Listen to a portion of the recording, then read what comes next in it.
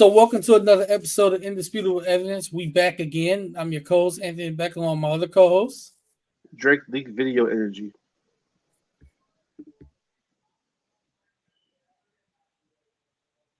It's your boy Darnell. You know, run the jewels fanatic.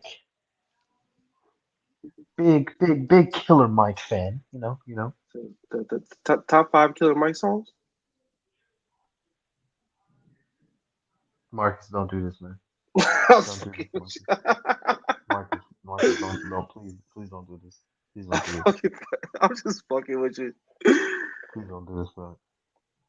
Hey man, Please don't do that to me. Don't do that to me, man. I'm an inquiring Do not do that to mind. me. What I do? Do not do that to me. Do not do that to me. I did nothing of the sort, my brother. I'm just an inquiring mind. Marcus is going to get us thrown off the internet. God in the building, Reagan, A. Sean, two sides, down by the law. Honorable mentions.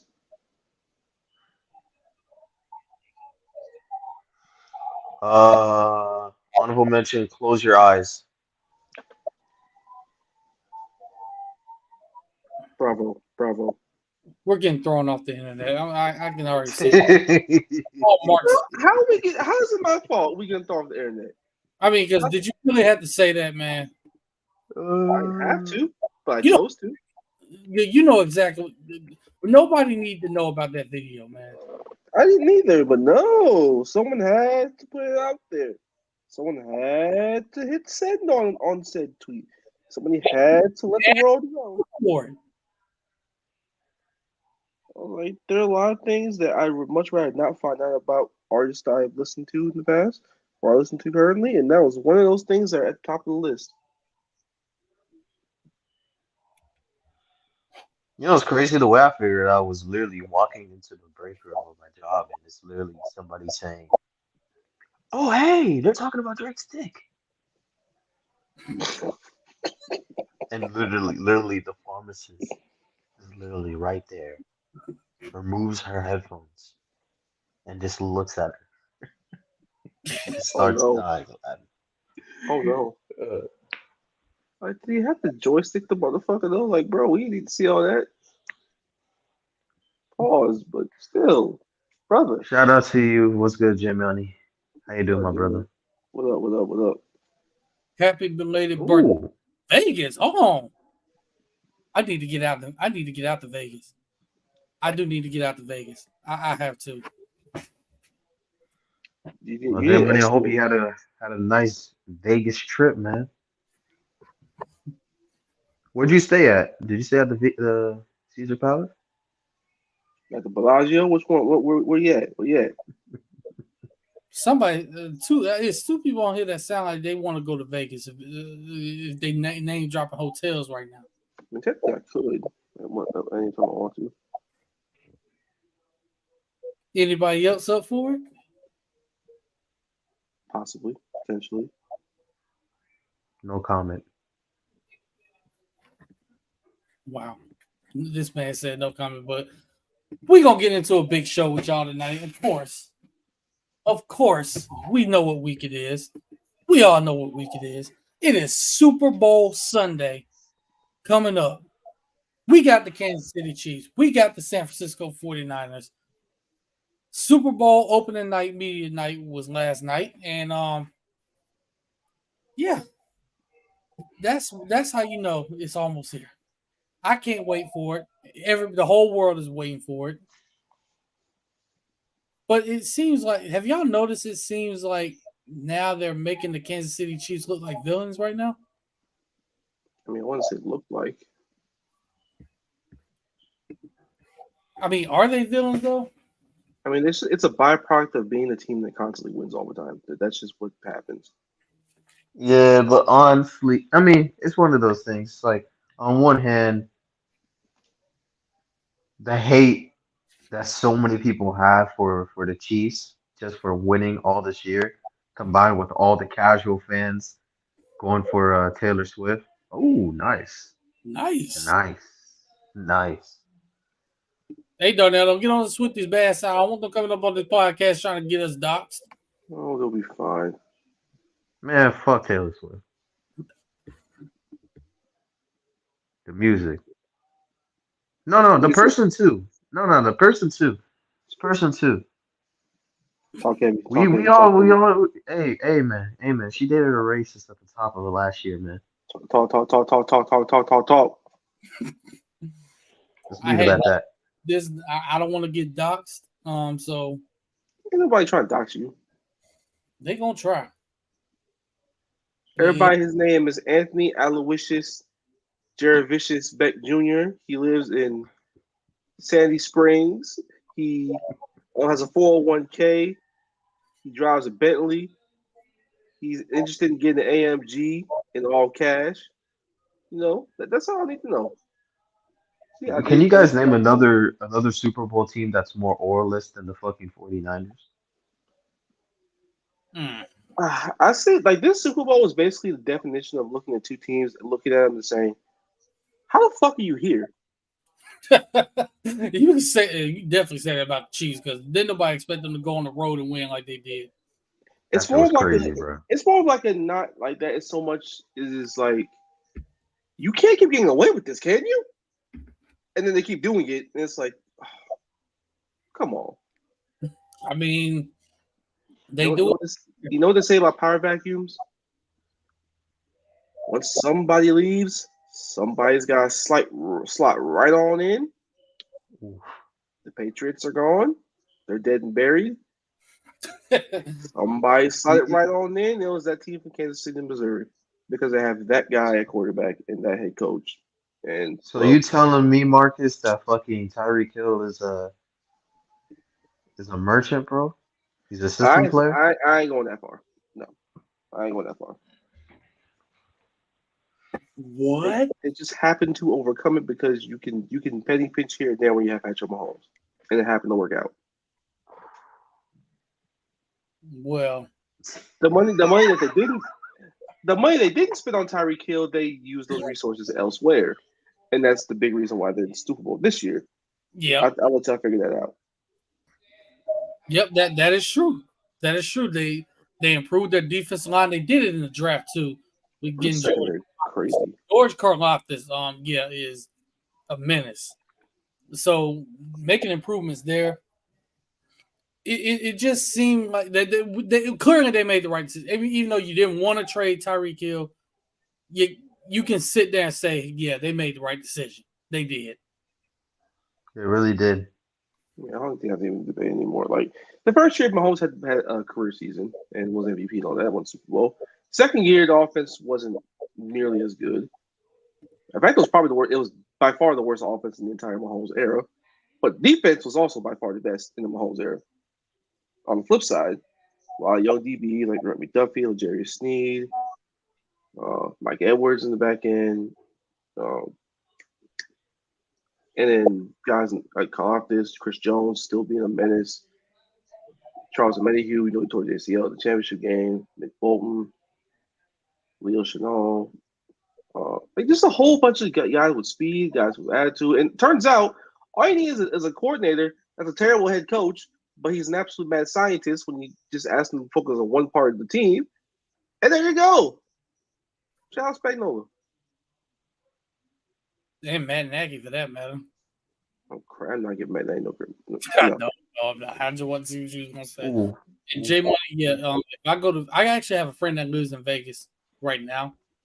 Shout out to him. He just first house. So shout out. Buying a house in Vegas sounds kind of crazy. I'm not gonna lie. No, it's actually beautiful, man. You got to go outside of the strip, though. That's the main thing. Yeah, off the strip, everybody says it's beautiful out there. So what is here? If I go to Vegas, I ain't gonna say I ain't gonna want to leave. Okay, maybe that might be the case. Hey, look, If you have a addictive personality, you're definitely not gonna leave. there's only one city where if I go there, I'm definitely for a fact. It is for no fact I won't want to leave. There's only one city, We got it. and neither one of you could guess which city it is. All right, bro. Take a guess. I want you to. It's Miami, isn't it? Exactly. Predictable ass. Or is it LA? I thought I was gonna pick LA. Yeah. One of the two. No, but yeah, we're gonna get into the Super Bowl and break it down. We also got the NBA trade deadline coming up too on Thursday, actually. But we're gonna get into that as well. But we're gonna break down the Super Bowl first, and then we'll tell y'all who we got in the Super Bowl. J Money has already picked the Chiefs, and kind of a glimpse of what we're gonna give y'all. We are shorthanded again because Gerald decided to overwork himself at the gym, and now he's dead. Okay, maybe he's not dead, but He passed away in a freak weightlifting accident. that's not funny, man. Have you seen Final Destination? That literally happened in the movie. Yeah, it happens. But that literally happened in the movie. That man said Final Destination. Man, if I want to talk about Final Destination, I talk about driving behind a pickup truck with logs in it. I will say this: Final Destination 3 made me question whether I want to get on roller coasters again. I've never liked roller coasters to begin with, and that confirmed. Which one? Which one was it? Where the what's it called? Where was the semi truck and it had the fucking the shit that fell out of the car and it like literally decked somebody? I Which think one was that? was that 4 or 5. With the logs? With the Yeah, that. It was either 2 or 3. yeah. I think that's a classic. That's literally a classic. It might have been 2. I don't think it was 3. 3 was the roller coaster one. Yeah, well, that was the main thing. But like one of the death scenes involved the truck. Yeah, I think that might have been 2 for that one. But yeah, we're gonna break down the Super Bowl. First of all, in breaking down the Super Bowl, I gotta ask y'all first. Did anybody honestly did anybody watching the NFC Championship game, just real quick, when it was 24-7 at halftime, be honest, did you find yourself kind of rooting for Detroit to get there? Yeah, I definitely did. I wanted it so badly. You want it so bad for team, they don't want it them damn selves. And it's like, okay, I thought Simpsons gonna make it a game and they're gonna put the fear of God in them, but they would eventually just get themselves together. They didn't even do that. No, J-Man, why would you say that? I feel like that type of loss though, like it can really affect a team, bro. That's a devastating In a loss. negative way. That's bad, bro. That's Because a really bad way. You don't get too many shots to get back there. Like it's very often guys get there, get very close, and then next year they fall apart. I don't think they're gonna fall apart. Far from it, quite honestly. But it's not gonna get easier. Because again, you draw a first place schedule. People know who you are by now. The Packers are on the up and up. And they got a quarterback again. The Bears eventually are gonna have to, they're gonna eventually be back.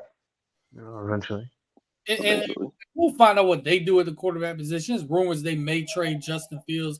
I honestly think it's a mistake if they do it, but hey, it's just me. Who knows? I had Detroit because I got family that's there. I have family that's from Detroit as well. One of my late uncles got arrested, so he was from Detroit, and he told us every day all about Detroit. Made me want to go visit, to be honest, see what the hype was about. But I had family from there on both sides of my family. Really, I had older family that was from Detroit. So, yeah, I mean, this feels like damn a babyface rape. He ever went to Detroit. I'm crying.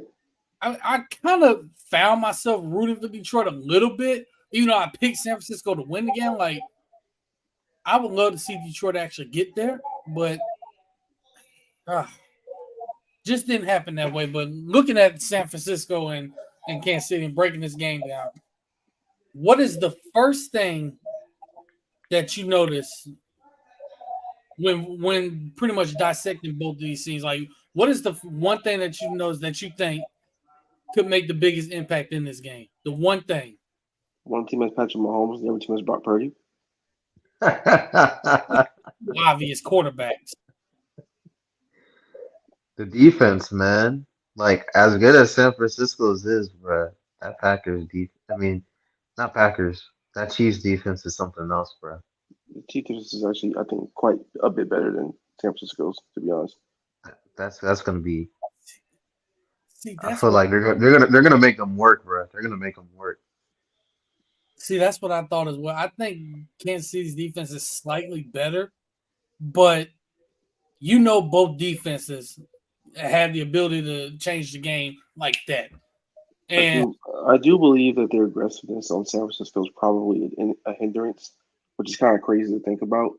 But when you're playing the Chiefs offense the way they played all season, they've adjusted to who they are in playoffs. They're very much a team that, at the right time, embraced who they are and realized, oh yeah, guys, stop throwing the guys who dropped the ball all season. Matter of fact, stop playing guys who dropped the ball all season. Get Rasheed Rice and Sammy Watkins route tree and let him go out. And Kelsey, just please, for the love of God, turn back the clock a little bit. Run the football with the interior offensive line and Pacheco.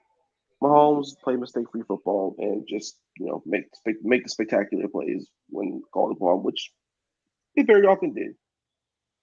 there's one player on the Chiefs offensive line that's actually played really well. It hasn't had too many penalties. Too many. At least in the playoff run he has. He's actually Jawan Taylor. I'm looking at that matchup. Him on the right side with Chase Young, seeing what Chase Young can do. But I just Chase Young in 2024. I just look at that matchup, or really both tackles, because both tackles, especially they're the worst part of the offensive line by far. You're gonna have your hands full with Nick Bosa. You will have your hands full, but and the worst part about playing Nick Bosa in the Super Bowl, Mahomes is black. Uh-oh. Uh-oh. Oh. Why would you say that? Oh, man. Why would you say that, man? Come on, man. Am I inaccurate? I will say, though, you know who I'm rooting for the 49ers? My boy Chase Young, man. You said what? My boy Chase Young. Chase Young in 2024 is I'm rooting for him, bro. I'm rooting for him. That's all I'm saying. I'm rooting for him. No, he had a really tough year. Yeah. He's especially when they run the football, just put a camera on him and just watch his effort. I'll just leave it at that. Yeah, there was a report that came out that said they may think about not playing him because he takes plays off. And he also freelances way too much, which, quite frankly, the Commanders are right about something. That makes sense for them, but I don't think they should have traded Montez Sweat. But hey, that's just me. But hey, this matchup. Hey, man, if there's a night to change the narrative, to put in 100% effort, hey, it's that night. But I hope it's the biggest game of your life. Yeah, I was gonna say yeah. I mean, you would hope so. But yeah, this matchup, right? Ahead. Because I want to see, I want to see what Travis Kelce does against that linebacker group, because Dre Greenlaw can cover some ground at that position. Fred Warner was creating a lab to cover ground. Yeah, but also on the other side, George Kittle against the Chiefs linebackers. Ooh, that's gonna be a matchup. It's a whole different type of style of play. Because Kittle is all around block. Tyrann, he's a great blocker. Of course, pass capability is there. Right. The really stretch in the middle is always there. But him in the run game is extremely valuable because they're going to need him. Because quite frankly, the San Francisco 49ers offensive line, not named Trent Williams, is yeah, they are. They're the offensive line. I'll say that much. So him and Juszczyk are going to be very valuable in the run game. I will say this about the tight end position: if you're a tight end out there and you want to make it to the NFL, there's only one school you need to go to. Iowa. Yep, the University of Iowa. George Kittle, Sam Laporta, T.J. Hawkinson. Should I keep going? Because I'm naming top tight ends in the league right now, and they all came from the same school. Yeah. My team needs one of them. Hey man, get one from the university. Whoever it is, if you got that, get one. Raise your hand for team has a tight end. Period.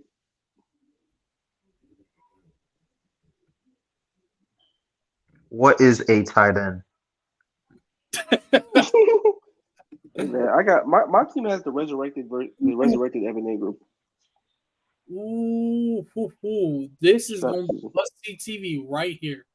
Strap season. Trent McDuffie, Majarius Sneed against Debo Samuel and Brandon Knight. That is going to be must-see TV right there. Particularly Debo, because Debo's value to San Francisco's offense is, quite frankly, he's a free 5 to 7 yards when you give him the football. Like, Right. You think you have him down, you think you have him squared up and tackled, and all of a sudden he just says, "Hey, oh, no issue." Bounces off and goes up the sideline for an extra 4 yards. He's pretty much a back playing wide receiver. He keeps your offense moving forward by just giving him the football. It doesn't matter how you do it. He's going to give you 5 yards at worst. Mm-hmm. That's pretty much what it. And the thing about Debo is he lines up everywhere, back in the backfield as well. So if you would see him in the backfield, that don't necessarily mean they're going to hand him the ball off. But I mean, who do you put? Are you really going to put a linebacker on him? God no. I mean, these are the things that you think about, and when you talk about how to cover them. Because see, when you get that situation, it's like, okay, you don't want to put a safety there because they decide to hand the ball off. You want a 300-pound lineman going into a safety? No, don't want that. Also, when they have Christian McCaffrey back there, that's even worse. When it comes to the game plan. And I think you're going to see that lineup. You're going to see that formation where both of them are in the backfield at the same time. I do believe we're going to see that, and which is going to be a wrinkle that you're not going to. I mean, is Kansas City really going to be prepared for that? I'm going to be prepared. It's just you still have to tackle Debo Samuel. You can prepared all you want. I love Nick Bolton. I love Willie Gay to death. I love Leo Chenal to death. Do you want them lined up on him like that? No. Not at all. But see, that's the thing. That's the thing that we're going to be looking at, really. But also, I will say, just to answer your question earlier about the Chiefs, those days, Baltimore, this is all your fault. I hope y'all feel bad tonight. I hope y'all go to bed with a bad feeling on your damn minds. I hope y'all cry yourselves to sleep, because this is all your damn faults. Lamar proved the haters right. Tom Monken, this is all your fault. You what we dealt with. What are you gonna do? Send a hitman to his house? No, I'll send the tape and make him watch it. Run the football. They cannot stop a run. They're 27th in run defense. Run it. What is running? Also, Lamar, run. Don't be a quarterback. Be a Negro. Be every stereotype in the book. What? You laugh. I'm dead serious. Ooh. Be every black quarterback stereotype in the book, and they probably have a much better chance of winning. Like, bro, run the football. I don't care about the Twitter narratives about you can't see the field, about you can't throw. Nigga, run. They were telling you to run. They played 7 DBs. Run. Baltimore, make him run. Call design runs. Give the ball to your running backs. Christ almighty. This man said be a Negro and run. Niggas out here called the game for Twitter. Like they read Twitter narratives like the night before. And it cost them dearly. I'm dead serious. They threw almost 40 times. How many times did they run? How many times? Not very often. Oh God. Like 6 times in the second half alone. Yes, which by the way, That 7 times the amount of times Detroit ran in the second half. Well, Detroit did everything they could to lose that game. Yeah. Andy Reid versus Kyle Shanahan. Look, Kyle Shanahan, if you fumble the bag again in the Super Bowl, It would be very funny because the 49ers just needed some damn luck to roll their way for once since that Super Bowl run a couple of years ago when they played, ironically, the Chiefs. 2020, everybody got hurt. 2021, they were hurt but still managed to get to the NFC Championship and just came up a little short. Last year, Purdy's elbow fell out of his damn socket and they had no quarterback whatsoever. This year, the whole thing about the 49ers put under Kyle Shanahan and Kyle Shanahan's career, they can't come from behind in games. And both the playoff games, they came from behind. So, let's see if that continues. Now, Green Bay, Detroit, you should be ashamed of yourselves. man, everybody got to be ashamed of themselves. How the fuck did those teams even make it, bro? Brock, that's exactly what I'm saying. These two teams, if you look at how they played and look at what they've done, it's like you should not be here, but you found ways. Yeah. Now, I got a controversial, bold take here. I don't think it's gonna be that controversial, but Yes, shoot it away. will. The 49ers don't win the Super Bowl here, their window will be officially closed. I'm not going that far. I went You there. think they can't make a comeback like the Rams did? I mean, it's Nope. hard. It's hard to get back after you lose the Super Bowl. It just is. Nope. Because, first of all, free agency. I think they're going to lose some key guys from that team. But also, No shit. But who? the NFC is going to eventually going to continue to get better. Philly will be back, I think. Are they? Oof, I don't know, man. I think. All right. Now, will they win the division again? No, they ain't going to do that. Oh, who knows? It's the NFC East. Dallas will hopefully get it right. Y'all gonna trade the man in the middle? You said what? You said what? I hate to interrupt a fun little argument here, but the Nets have cut the lead down to 6. What? It's 107, 101 with 5 minutes left. What has Dallas been doing? Okay, Kyrie hit 3. But also, you just said 2 teams, Detroit and Green Bay. Green Bay is only going to get better. They found the quarterback, and they found their formula of what they need to do to really start winning. They really didn't do that until late this season. In theory, yes, because they're very young, and most of their offense came from rookies and second-year guys. Defensively, they got rid of Joe Barry finally. Damn, yeah, finally. Which, funny enough, he wasn't really on him that why they lost the playoff game. Their offense just did stupid shit at the worst time. Right. Yeah. I mean, can you really blame the defense? They played lights out for most of the game. Now, with Kansas City and the AFC on the flip side, it feels like they've just strengthened their stranglehold on the conference. Yeah. Damn near, because this was Baltimore's year. It was. Exactly. This was one of the best AFC teams I've seen in years. In like a decade, damn near. Like you had the offense, you had the MVP, the defense was phenomenal, and you just shat your pants in the worst way imaginable. At home. Go. The Chiefs didn't score a point in the second half. Nope. Bro, they're legit the better team, bro. Like they just coach like dog shit. I don't understand what they were trying to accomplish with their game plan. I just don't. I'm like their game plan was shocking. How poor it was, and how just completely antithetical of what their entire season has been and what they've been as a team and their identity as an offense. Like, why are you airing it out when you were the best running team in the NFL and you have Lamar fucking Jackson at quarterback? oh, what are you doing? And then, like, if you make it with this damn offense, hey man, I wasn't gonna say it, but I think it's time to have that conversation about John Harbaugh. Hey, It's look, been time wrong? since 2000. It's time to have that conversation about John Harbaugh. oh, it's time to have a conversation about him.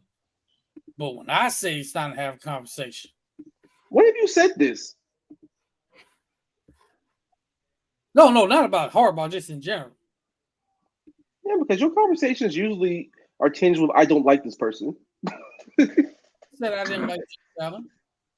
You talk like you just don't like the nigga at all. I didn't like Josh Allen. I never said I didn't like him as a quarterback. You know damn well what you were doing, though, baby. Let's be serious. I just said that I felt he was a little overrated. That's Is he? all. He's not. Let's be dead serious here for a minute. No, he's not. Come to the postseason, he is. I know you're not talking about postseason about your quarterback. That's what I was saying.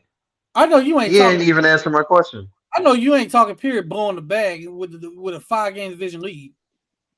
Hey man, I didn't get dog fucked by the youngest team in the NFL. You got dog fucked by the youngest team in the league. I want to hear it. You lost to a team who's losing their best player in the offseason. They literally couldn't go on somewhere. Oh, we sucked, okay? And you suck too. We both went to Cancun. But let's be serious. You said Josh Allen is not an elite quarterback. Look, I'm just saying, don't be comparing him to Mahomes. Be comparing him to some of these top guys in the. He's a top guy himself. What are we doing? Yes, he is. Is he when you lead the league in turnovers? I'm just saying. Your quarterback led the league in turnovers. You kept trying to bang the drum for him being the top guy. I'm talking about since he got in the league. Okay, so that was 1 year for Tech. This has been consistent for Josh Allen. Yeah, he also leads league in touchdowns too. So you take the good with the bad. Now, yes, he'll lead in touchdowns this year. We can't rush and touch. Okay, if we can't rush and touchdowns, yeah. I mean, you can't replicate what he does. It is what it is. Plus, with the way their offense is structured, who else is he throwing to other than Stephon Diggs? Who, quite frankly, took a step back. Oh, who you say? Gabe Davis. Who the fuck you think Gabe Davis is? Yo, that nigga's insane, bro. Gabe Davis. Dalton Kincaid. A rookie tight end. Come on. Hey man, he was good for them this year. He was fine. He was better than Dawson Knox has. That pick actually worked out better than I thought it would too. I thought it was good. See, I thought it was gonna be good, but you don't expect anything out of rookie tight ends. Like Samuel Porter was a complete utter anomaly when it comes to rookie tight end production. And he literally had to play because they just traded T.J. Hawkins and didn't have nobody behind him. So but like in all seriousness, he is very much top 5 at worst. Like, let's be dead serious about Josh Allen. I don't care if you don't like him or not. He is. It's not like him. I told you that. You act like the way you say it, you very clearly imply you don't like him. No, it's not that. It's just they keep putting him up here, and it's like no, because he is up there. Mahomes up here because he is up there. Who's above him? Mahomes? Other than Burrow and Mahomes. Burrow even up there, really? Sure about Burrow? No, we sure about that. Matter of fact, speaking of that, real quick before we get back into Super Bowl talk, did y'all see that video from that guy talking about Burrow? It was like a 2-minute video. Okay, you lost me completely. I'm sorry. No, I'm just asking, did y'all see that? No, I didn't see it. Because first of all, I thought it was funny, but at the same time, I'm like, wait a minute. Yeah, he's got good defenses around him, but are we really going to discredit Joe Burrow taking the team to the Super Bowl in his second year in the league? I mean, that defense was good. This year it was pretty bad, but it's Joe Burrow. It's the reason. He's the reason they're there. I mean, yeah. Holy shit. Jimmy Butler is going off on the Magic. Yeah, even though he's taking 9 shots. Holy shit. I don't think you – did you see that? Oh, my – that nigga hit a step back right in front of Franz Wagner's face from the corner, bro. What the fuck? But, yeah, what the fuck? This John Harbaugh disaster class, Mike. Yeah, you did bring it up. So y'all think John Harbaugh could go in the next season possibly on the hot seat? No. Or let's say not necessarily hot seat, but seats a little bit warmer. No, but mean, you said what? Yeah, no, it's possible. but it should be, but it won't be because he's way too successful. Well, yeah, that's true. But I mean, this right here, 2-9 in playoffs.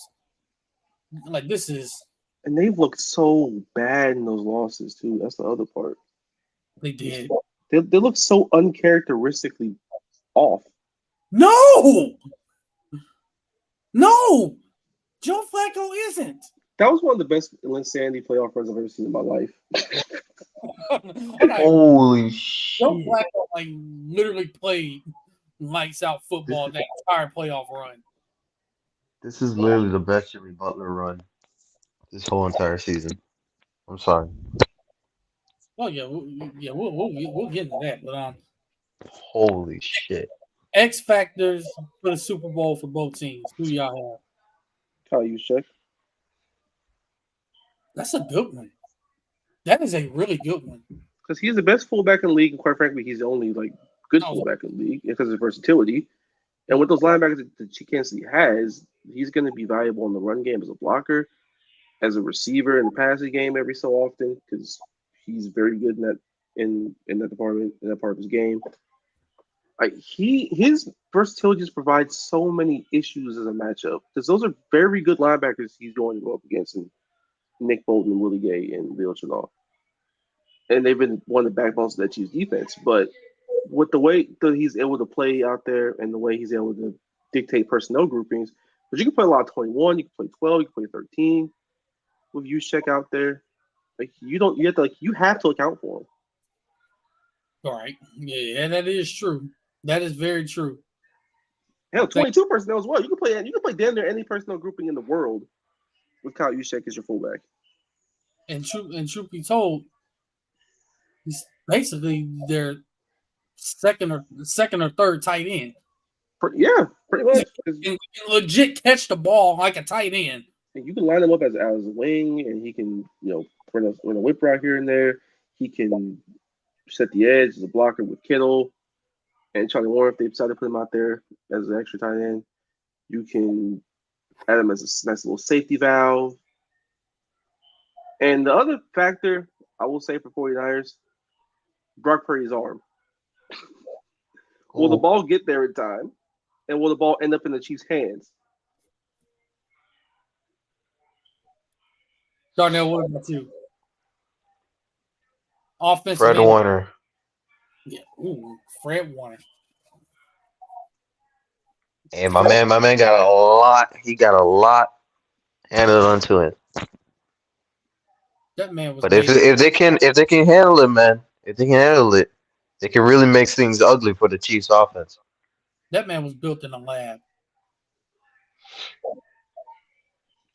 I don't even know where you find a guy like Fred Warner to play middle linebacker, but my goodness. There's at least 3 or 4 plays per game where I'm like, oh my God. He ran that down? He covered that guy down the seam? He came from the backside and forced that tackle for loss? He's unbelievable. Him and Dre Greenlaw both. But Fred Warner's an alien. Yeah. Fred Warner's a freaking alien. Yeah. Fred Warner, Dre Greenlaw, and Charvarius Ward. See, my offensive X factor for the 49ers. Speaking of offense, my fault. I didn't mean to cut you off, my bad. But Greg Roman is now the offensive coordinator for the Chargers. Here's what I think about that. They'll have a good 2 years, and then everything will go downhill. It's the Greg Roman way. It's the Greg Roman empire. Man. Yeah, my offensive X factor is for the 49ers is going to be Brandon Ayuk. I love Brandon Ayuk so much. You said what?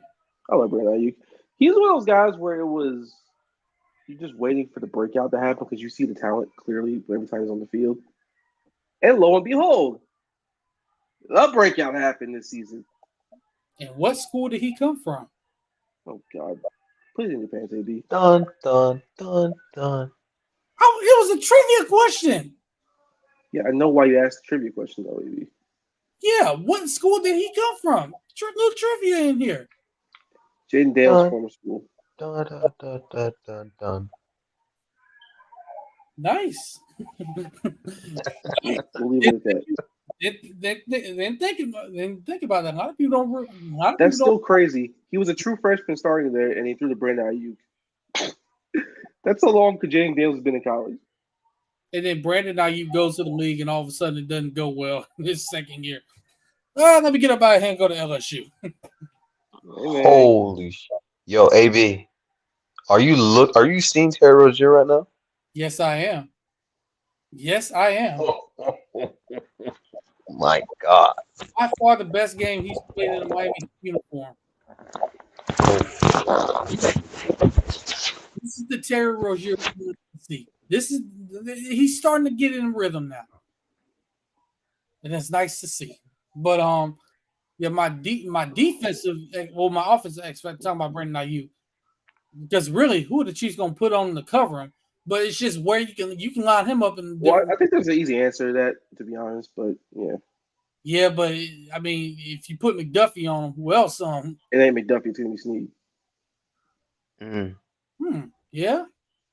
He's been the number one corner all season long, and he's traveled on the best receiver for Kansas City. And here's the thing. See, that's where I'm going with this.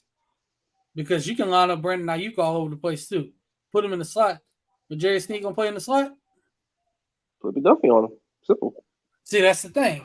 He passed it off. It's not. I don't think it's that difficult. Pass McDuffie. They're both going to have to work against him because he's just that versatile of a player, and he's a number one receiver, and he's a number one receiver himself. I love his game, the way he gets open. He's not a big receiver, but it's just the way he plays. You see the effort, you see the talent, and it's like it don't matter who you put on this guy, nobody can cover him. Oh, yeah, I didn't see the Jerry Snead Trent McDuffie this season. I'll say that much. Now, if they can cover him, which I think they can, but if they will have success, then it's gonna be a long night for Brock Purdy in that 49ers offense. Because as great as Christian McCaffrey is, if you force feed him the ball because you can't seem to throw the ball, which quite frankly against the Chiefs defense, I don't really see how they successfully throw the ball all that much. Yeah, see, that's the thing. That's the thing. Damn, Jimmy almost made that. This is why I say the turnover luck thing is going to be a factor with Brock Purdy, because he has had crazy, and I mean crazy turnover luck these playoffs. There are a lot of interceptable balls he's thrown. Yeah, you 100% right, and they've been dropped. The Chiefs ain't dropping these.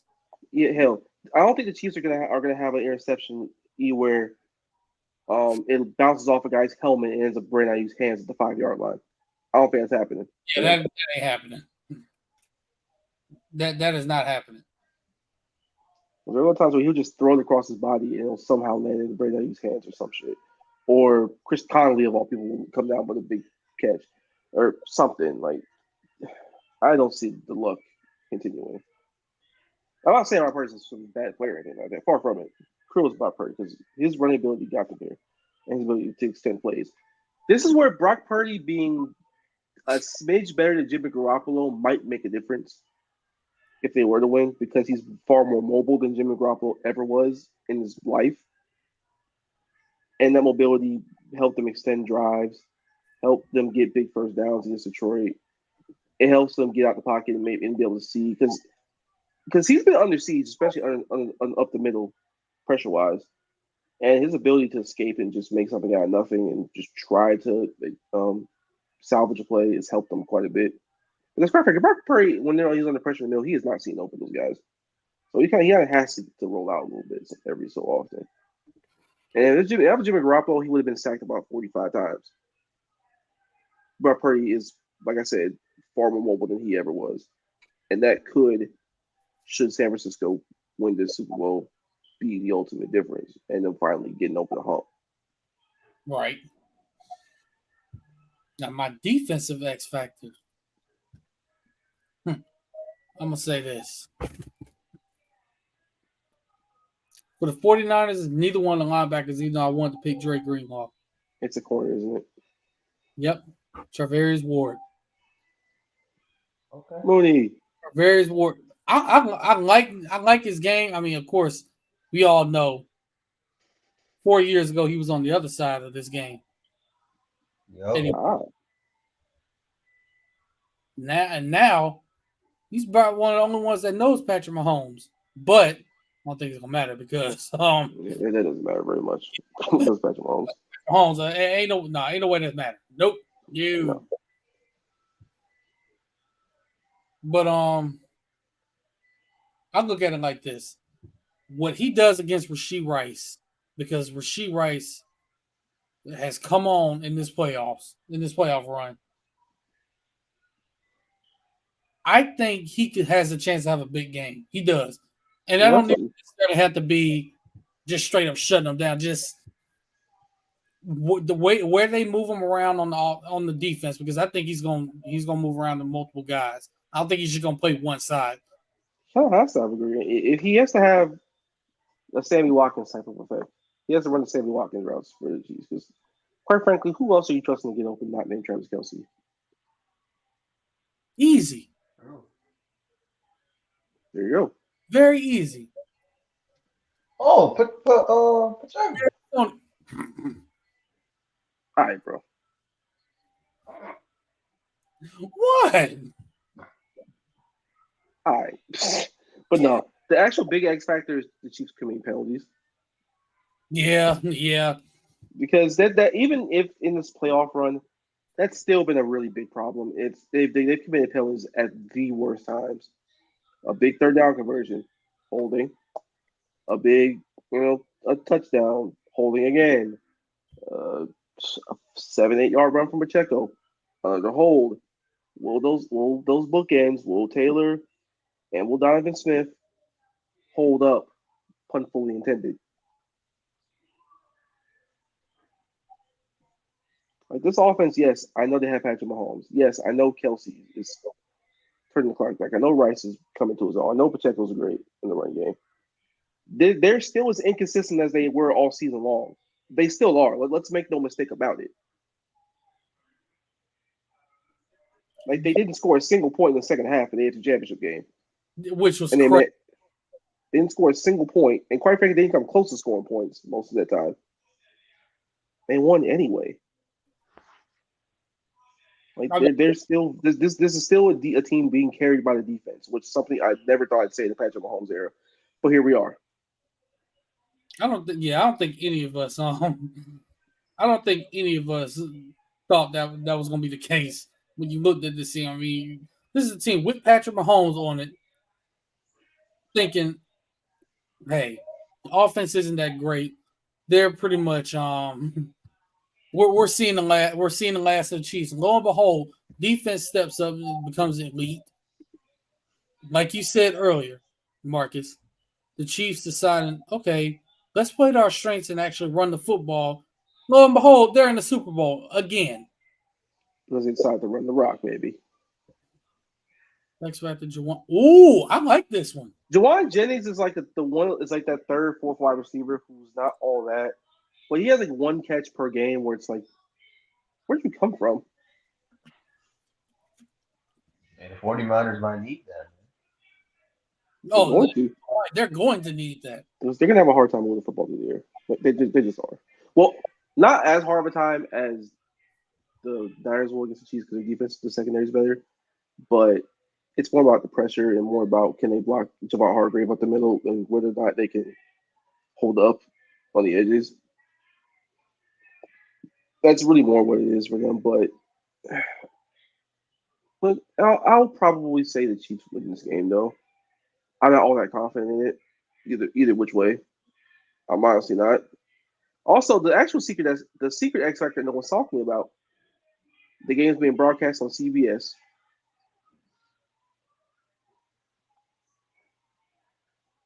You're muted, brother. Okay, let's make sure because the last 3 Super Bowls. Hear me out. What were the last Super Bowls to be broadcast on CBS? But you said I'm trying to think. What the fuck? I know the Chiefs. I know the Chiefs and the Bucks were the last one. But that game we found out the Chiefs had no offensive line and Patrick Mahomes was running for his life. They barely have an offensive line now, at least with tackles. Shit. Yeah, but at least he won't be running for his life the entire time. No, but what was the other one before that? It was damn. Who was the other one before that? Damn, we had to go back. I'll give you a hint. The road to the Super Bowl to get there for one team was very controversial. Was it the Patriots and the Rams? No, it couldn't Yeah, be no, you're right. Patriots and the Rams. Mm-hmm. I know what you mean. Okay. And what was the one before that? Damn, I'm trying to see. That's a bad track record. I'll give you a hint on that one. It involved a very notable fumble. Oh, that's easy now. Now that I think about it, that's got to be the Panthers and the Broncos. You'd be correct. Oh Yeah. God, that's not a good trend right there. That Cam Newton fumble changed the entire game. See where I'm getting at? Okay. Every time these games so far have been on CBS, those games have been bad. So what So you said? basically, what you're telling me is that a superstar Bad. QB will get. This very easily can be a slugfest defensively. Hey man, look. And quite frankly, historically speaking, the Super Bowl is not that good of a game. Like, it's just not, historically speaking. Hey, it was great last year. I said historically speaking, it's not a great game. We got spoiled in the 2000s because they've mostly been pretty good. Some have been all-time classics, but for the most part, the Super Bowl was won by an average of 17 points. Jay Money, that game was on NBC. The Patriots and the Eagles, that was on NBC. That was NBC last year's Fox. But yeah, historically speaking, the games on CBS are not very good. It's not. NBC was elite. And we're getting ABC and ESPN too. Oh, that's gonna be ass. Oh God. Y'all ready for Joe Buck and Troy to come back? Hey man, look, them calling the Super Bowl. It was always nice having them call Super Bowls on Fox. And we're getting Tom Brady for Fox. So, we go back to the Super Bowl. Hey man. I will miss Greg Olsen though. I will. I think Greg Olson's leaving Fox. I think he's gonna go to the he's getting cycled down to the second team. Yeah, to the second, which sucks. But I love Greg Olsen as an announcer. I think he's the best color guy they have currently in the networks.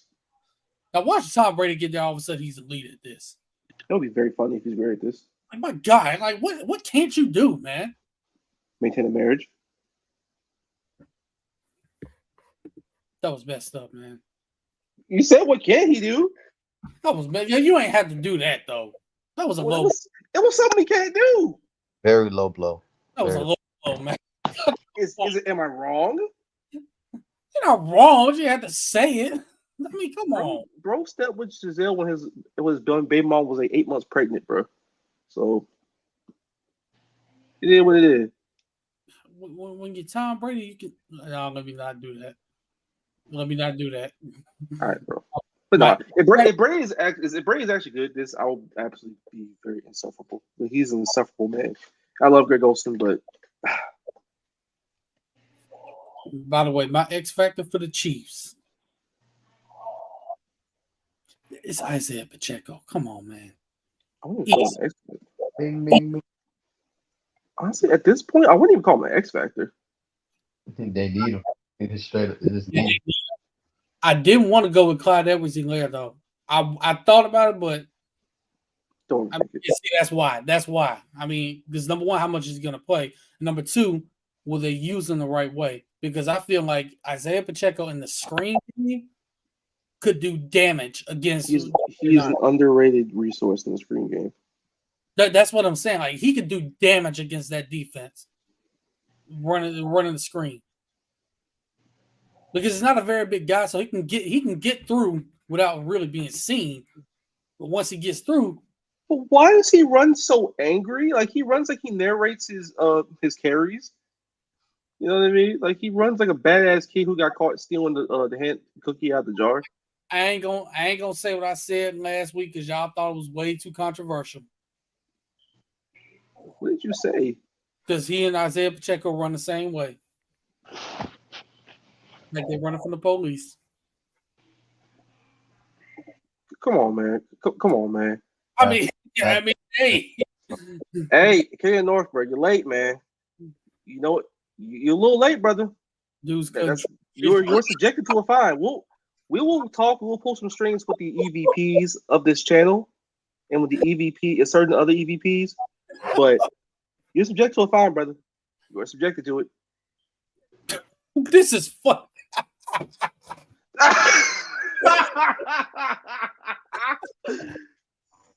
This is my yard now. This is my A gap now. Oh, that is funny. This is my A gap now, Oos. No, but give me the ball, Oos. But I will say this: the reason why I didn't initially choose him, I kind of want to now, because Jerick McKinnon, as of right now, even though he's he's back from reserve, they're not expecting him to play right now, or Joe Thuney. I forgot all about him. I'm not gonna lie, I did. I think everybody did. I forgot all about Jerick McKinnon. They're saying right now Joe Thuney's not expected to play. I'm gonna be honest. I don't expect him to play, but I think he's gonna do everything he possibly can to try. He tried the AFC Championship game. He can't lift his arm. You kind of need your peck as an offensive lineman. You know what I mean? He gonna get a cortisone shot and play. Brother, no. Epinephrine got him right. He does a lot of acknowledgement. Hey man, that's if you smell what Pacheco is running.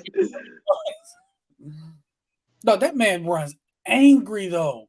Angry. So angry.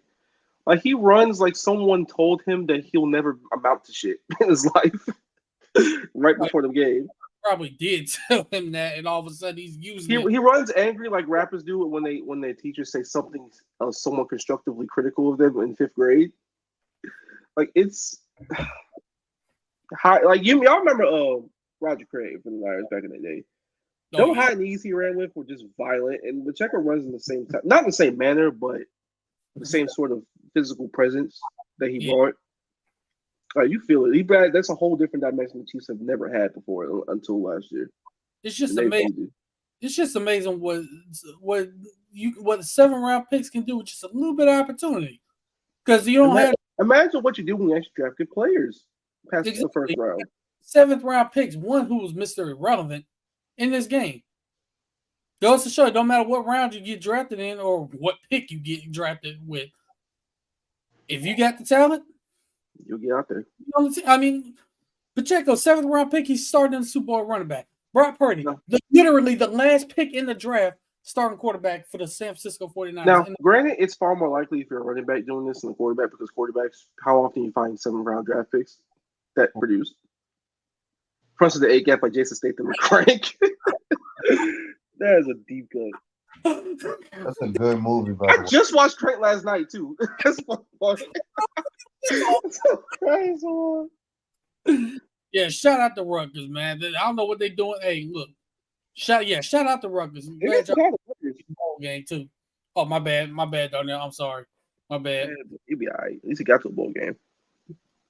Yeah, fuck y'all niggas. Hey, at least you got there. At least you got there. But I will say this: if you thought for 1 second y'all was gonna go to New York City and beat that team that's basically from New York City in a bowl game, nah, bro, that wasn't gonna happen. No. Let's just hope we don't have. Oh my God! I don't think you're getting that. I'm gonna say this: that Super Bowl between the Seahawks and the Broncos, I kept telling people Seattle's winning this game. I don't know why y'all picking the Broncos. I know y'all see the offense. And Me too. have you seen that defense? They have not seen a defense like this. Everything I said Seattle would do in that game, they did defensively. They pretty much put the fear of God into those receivers that game. When the very first snap of the game was the damn safety over Peyton Manning's head, I was like, yeah, they ain't ready for this game. Yeah, my point exactly. And then former Gator Percy Harvin, shout out to him. He earned his contract in one game. Hey, man, the kickoff return to open the second half and put the game way out of reach. Oh, yeah.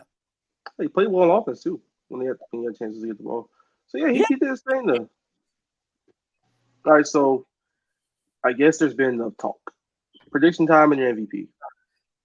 Bum ba da dum ba da dum ba da dum ba dum bum bum ba da dum dum. Cam Ward. Man, to get out the draft. 27. Hey, just to get his ass kicked in week 1. Plot twist. Yeah, but prediction time. Darnell, we're gonna let you go first. 27-3. That's crazy. 27-3 to who? It'd be extremely funny if that actually came true. But then again, knowing the Super Bowl, it might. Well, who do you have winning 27-3? Chiefs right there. I'm gonna be honest. I would be shocked if that happens. I would be shocked, but at the same, I wouldn't be shocked that Chiefs win. But hey, I don't know they scored 27 points. That's the other part. I don't see them score 31 points either. Travis Kelce MVP. Just so he can bring Taylor Swift up there to propose to her after the game. Oh God. By the way, her schedule is crazy. She's going to be in Tokyo starting the tour, flying back to Vegas for the game, and then after the game, flying back to Tokyo. Hey. Oh, she's not even going to be awake, bro. There's no way. Unless she on the pure snow. And coffee on top of coffee on top of coffee. That wasn't the Colombian export we were talking about. Marcus got it. That's all we gonna say. You guys are sick. I can't believe y'all. I cannot believe like these. You know what? If we get thrown off the internet, you can blame Darnell and Marcus. I'll be all right. Try your eyes. But man, I'll make the pick. I'm floored by that one. If it's not gonna be the snow, it's gonna be the Stanley Cup. Oh my God. Hey man, we thought it was gonna bite them against that defensive line against Baltimore, and what happened? I mean, they scored 17 points. So I mean, Debo with two touchdowns. Would shock me. So I'll say this: Chiefs win. Chris Jones. Oh wow, Chris Jones MVP. I'll say 23-20. 12 million. J Money. 12 of them things. She's getting 12 million for a show. But yeah, Chris Jones. This will be a very good time for defensive player to get MVP because Chris Jones is going up against that shitty ass interior for the 49ers, bro. They ain't blocking that man. You still say Trent Williams should play center? Do what you must do. Why? And who's going to block George Karlaftis? I take my chances. I don't know if have you seen George Karlaftis play this year? I don't think you want to take your chances. I take my chances. I do not care. Is he Chris Jones? No. Not Chris Jones, but he's had. Hey, remember the effect Frank Clark had 4 years ago beside Chris Jones? Was better than Frank Clark. So there's that. Also, Charles Omenihu not being there is not great. George Karlaftis is doing that, and he's younger. I also think he's better because Frank Clark was never that great. He just kind of had 2 good seasons and didn't really do much until the playoffs happened in Kansas City. My point exactly. Chris Jones is also like a generational player, so there's also that. Well, I know their offensive line stinks outside of Trent Williams anyway. It does. I know Chris Jones is a 5-star and was, I think, from the state of Mississippi, but of course he was. I didn't keep him. What you mean? Like, how do you choose Mississippi State over Bama? Because people in Mississippi don't leave. At At least rarely they do. That is true. Trent Williams. Like for who the last person you know who left Mississippi who was a top player? Cam Akers? What? Hey, Cam Akers, he left. Yeah, and that's about the first person I can name. No. Off the top of my head, anyway. Let me see. There's definitely some others, but that's the only one I can name, like for sure. Yeah, that is true. I hate to bring it up, but Jamonte Walker. Man. But that's even better. I wouldn't be surprised if he met. What is it? After Usher performs, they're gonna have the ceremony right before he gets back out there. Is that what we're doing now? But my prediction. Hashtag noticing.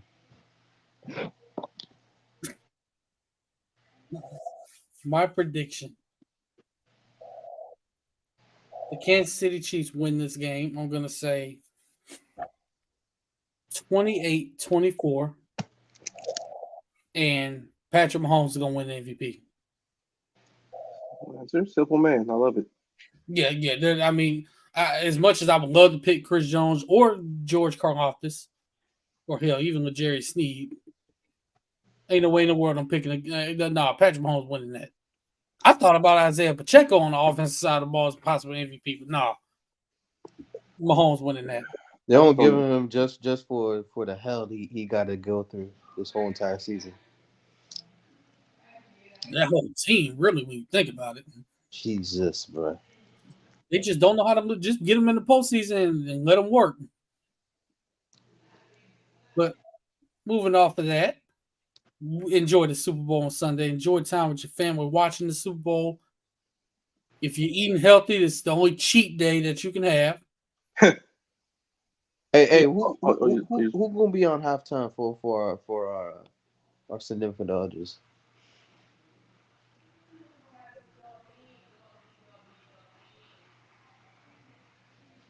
Hey man. Nah, AB, come back. You ain't finna leave me high and dry, brother. You ain't finna leave me high and dry. So he just not gonna answer? Like he just gonna count his way out? Nah, bring your head back on screen, brother. Let it burn. Let it burn. Hey man, if he plays Confessions, there we go. How you know? Put that on everything. Are you serious? You Damn. Unbelievable, man.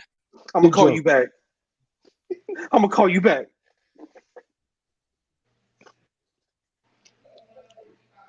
She gonna open up the door and not want to come near you. Hey man, it would be very funny if Travis Kelce gets that confession line from Taylor Swift. It would be very funny. Y'all mean, man. Y'all mean. Hey man, what? I'm just gonna let her know she's 3 months pregnant and she's keeping it.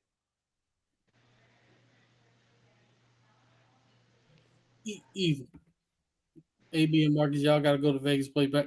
Hey man, look, I'm not trying to feel like Will and Carlton when they went to Vegas and lost all their money and had to enter a dance competition and win a booby prize just to get back home.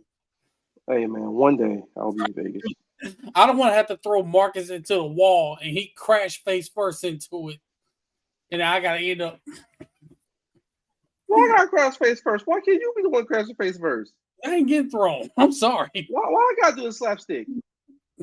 Hey man, hey, I'm not gonna be out there look like. I'm not gonna be. No. Anyway, man, you know it's Las Vegas. It's Super Bowl week. Let's hope we make it through this week without any controversial stories like Patrick Mahomes' dad getting arrested for DUI. Oh, I'm sorry, I didn't need to mention that. But, man. I'm just saying, let's hope we don't have a Eugene Wilson story the night before the Super Bowl. Who? You never heard that story? What story? You know, Eugene Wilson. You know, he was a nice NFL player. He won a sportsmanship and community service award. And the night before the game, he had fun in Atlanta. Going on over to Chippendales and get your way home. Because I'm going to have. Matter of fact, let me All right, read y'all. favorite Usher song. Go. My Boo. I don't even really have a favorite. That's kind of crazy, bro. No, because he got so many hits, it's hard to pick one. Okay, I would say that verse "All I Need a Girl," the chorus on that, but Ooh. Okay. I do in like. terms of an actual song, though, I would probably say "Confession." Yeah, that's personal. If I had to pick one, Oh yeah, is a classic. Yeah, that's probably his most popular song. If I'm being yeah. If I had to pick one, I might go. You don't have to call. Oh, that's a good one. I might go with that one. I might go with that one if I had to pick one. That's a good one. Oh, by the way, AB, you want to know the Eugene Robinson story? Let me read it off for you. Oh, Jesus. The night prior to Super Bowl 33, Robinson was arrested by an undercover police officer for soliciting a prostitute. Earlier that day, Robinson received the Athletes in Action / the Bart Starr Award, given annually to a player who best exemplifies outstanding character and leadership in the home, on the field, and in the community.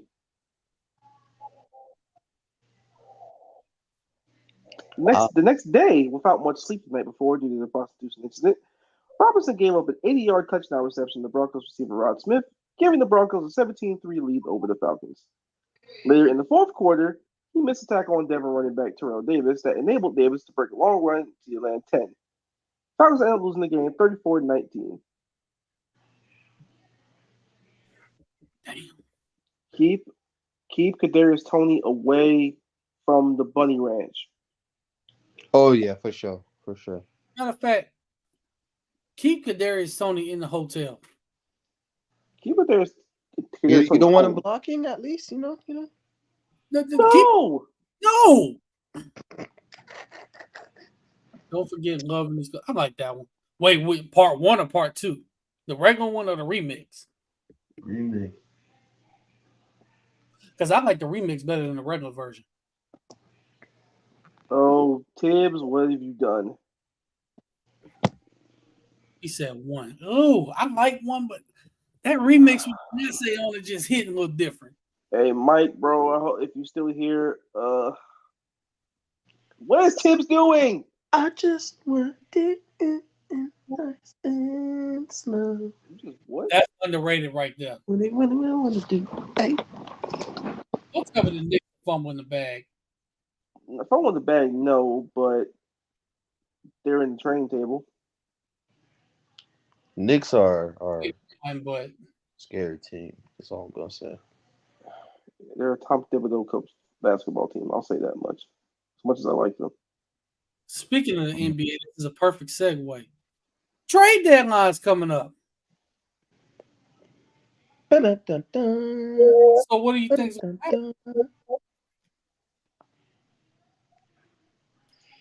This will be a trade deadline where it's not. I don't know if it's gonna be like big time super duper stars and all that, but there will be some very nice trades that you see that you're gonna see sit there and go, hey, that's a good fit. I like that for that team. Well, that's a sneaky one, like those type of moves.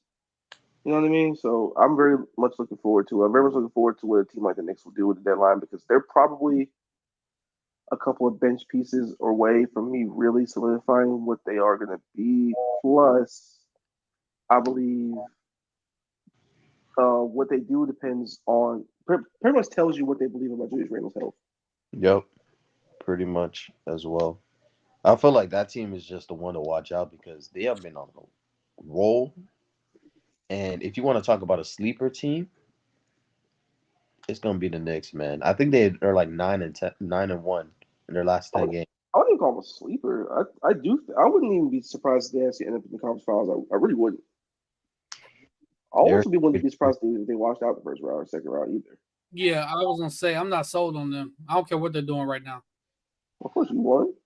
No, because Joel Embiid. First of all, prayers up to Joel Embiid. Had surgery for the knee injury, meniscus tear, I believe. I don't think it was a full tear, by the way. He's out. He's out for the season. He's out for the They're season. lying. They're lying. 76ers is lying. He's out for the season. They're gonna try to. He's out for the season. He's out for the season. Ryan? They're 100% been. If you've been paying attention to the medical terminology that they've been using, first they didn't even want to say it was a meniscus tear. They want to say there was a flap in his knee, which anybody who was like anybody who was paying attention to that situation and all that with Joel Embiid's knee, that it was for sure going to be a meniscus tear. I hope and I pray to God they get a full repair and not a partial repair, because for a guy like Joel Embiid, with his knee injuries and his weight issues that he constantly has, he cannot afford to have that again. Get that thing fully repaired and please rest. Yeah, please don't let this be a Brandon Roy Trailblazer situation. I hope to God it's not that case. Yeah, that's my other part about the Knicks. Mitchell Robinson being back will probably be big. OG Anunoby, I don't know what the hell happened, but I think he'll be back in like next month or so. Julius Randle, yeah, I think it was like his wrist or something. Oh, or wrist or elbow, one of the things. I think he'll be fine. I think. Randall's the main one though. Yeah, his shoulder injuries are nothing to scoff at, especially with dislocations. You don't know if ligament damage is there. You don't know if the joints are still like have some discomfort. You don't know. And he's already a player that is based on rhythm so much. So him coming back basically by like late April, early May. Yeah, that's right when the playoffs start to ramp up. As people start figuring the rotations out. You see, there is a lot to like. Brunson being Brunson. I like him a lot. Like he's one of those guys. Like I said this a while ago. He is my new Mike Conley for the 2020s. And that in the conference, he's probably not the first point guard you think of.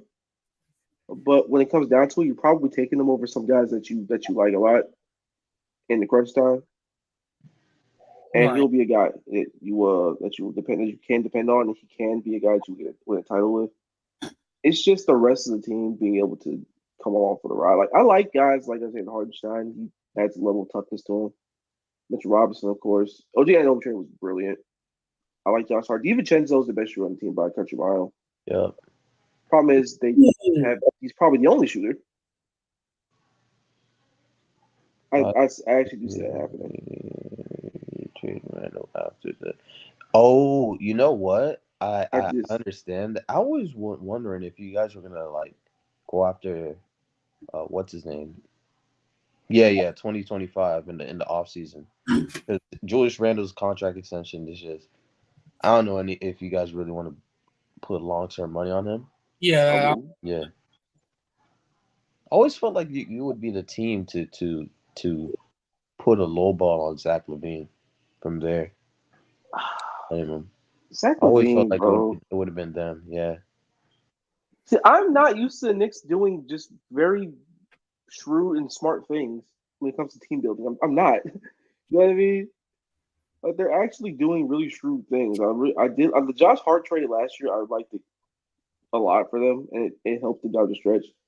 OG Anunoby here, I think it's gonna be the same deal, provided he stays healthy, of course. It's still on my list. It'll be all right. But anyway, the Randall trade is definitely something that I saw happening for a while after the OG trade went down. I'm like, okay, they're gonna have to choose, and they're probably gonna choose to get rid of Randall because it's the easier thing to do, and his playoff history is not great. Plus, you don't want guys clogging the paint up for Jalen Brunson either. Robin Lopez is playing basketball on my television right now. Yeah, and we saw what the result of that. But question is, who wants Randall and what can you get for him? Here's I have a question for you guys before that. Mm-hmm. how much does it take for an All NBA player for their reputation to completely tank? Because we've seen it with. I'll give you two examples.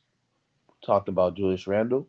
We're talking Mhm. about Trey Young as well, where Trey Young has been like what year two? There he was regarded as a top 5 point guard in the league, and now, I mean, shit, Took an injury for him to make the All-Star team. yeah, took so much.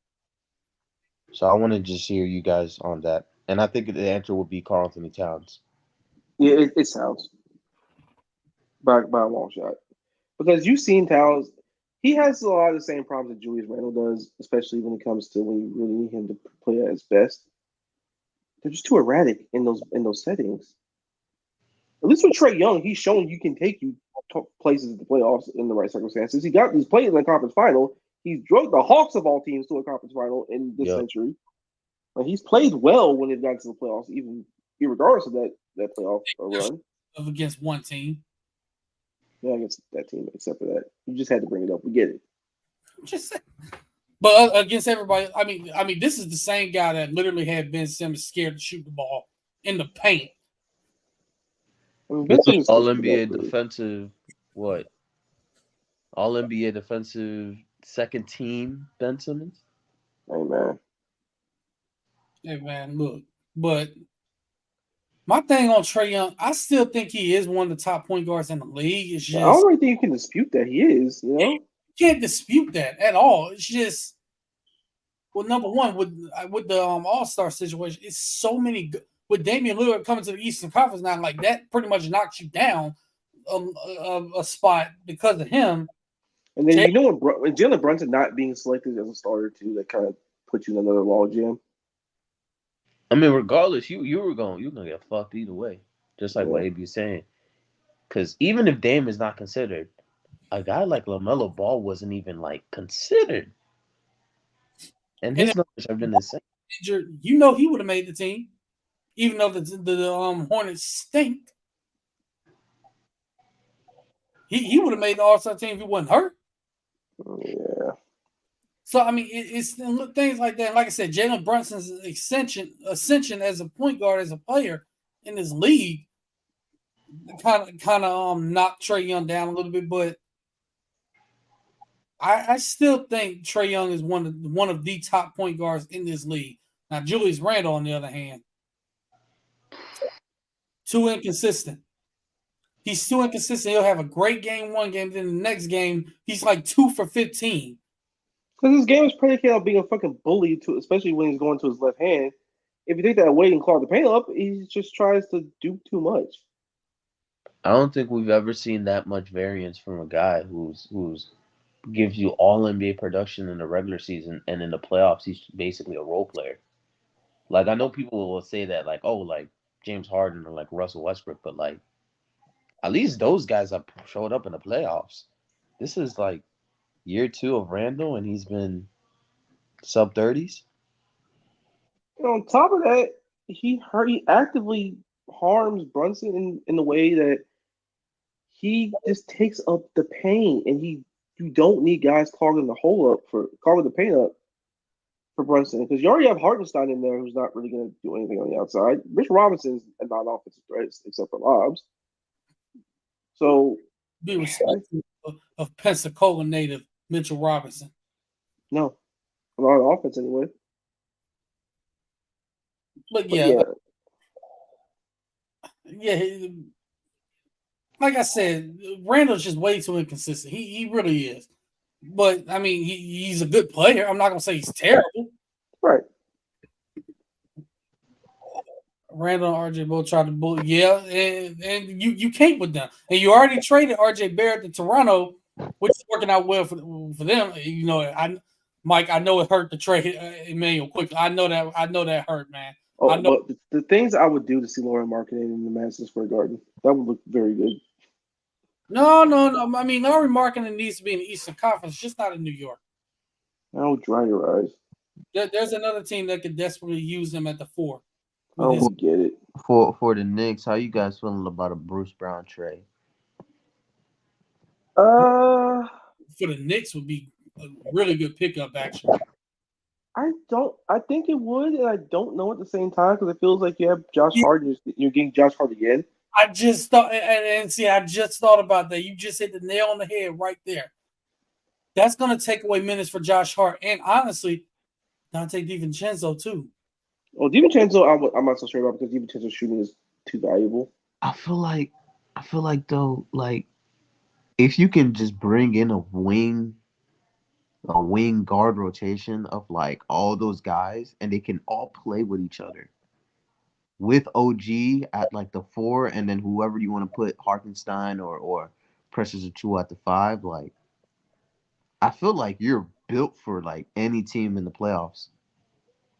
I do feel like there's a lot of things where like this, especially if they bring in Hartenstein and they on the pick and rolls and stuff like that. You're bringing in more bodies and it clogs up the paint a little bit way more for Brunson. So it's like you kind of have to mix and match with putting Josh Hart as the screen guy and keeping DiVincenzo on the strong side because that guy's not going to blitz because you need to stay on DiVincenzo at all times.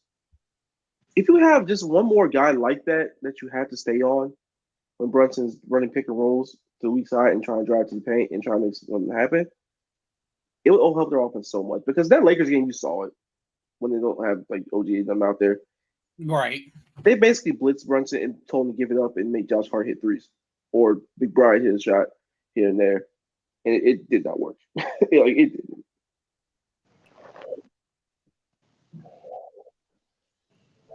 See, yes, I do very much like Deuce, but do you need him to develop now? Because, well, can you wait for him to develop, especially with the seasons you're having? I want to know also what the hell happened to Quentin Grimes for Tibbs to completely lose faith in him. He ain't getting no minutes. What happened?